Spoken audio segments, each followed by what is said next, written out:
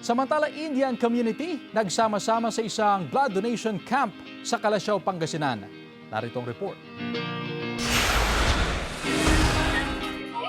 Nagsama-sama ang Indian community sa isang blood donation camp na isinagawa sa Calasiao, Pangasinan. Napakasarap, napakagaan naman ang karamdaman ko na after 10 years nagkaroon ako ng opportunity. Nakiisa rin ang ilang Pinoy sa pag-aalay ng dugo tulad ng 24 anyos na si Judeline mula sa Barangay Gabon. Dati na raw siyang tinamaan ng dengue at nangailangan din ng dugo. Yung pagdodonate, parang may guna po ng pagdulong sa iba na nangangailangan.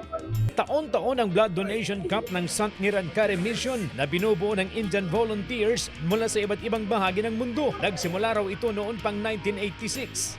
Ang vision niya kasi is blood should flow in veins, not in drains. Nakikita natin ngayon, kaliwat kanan may digmaan. We all volunteers. Nobody gets 1 peso. Around the world, everybody does this because the love to humanity.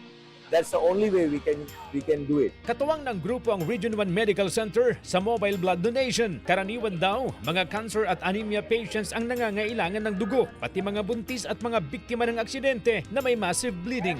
Huwag po silang matatakot mag-donate kasi yung dugo nyo po na nakukuha sa inyo, hindi po yan nasasayang na nagagamit po yan ng mga nangangailangan. Matatag pa naman daw ang supply sa kanilang blood bank. Pero kahit marami raw ang koleksyon, marami rin daw ang nangangailangan ng dugo. Kaya patuloy ang isinasagawa nilang bloodletting activity. CJ Torida, One North, Central Luzon.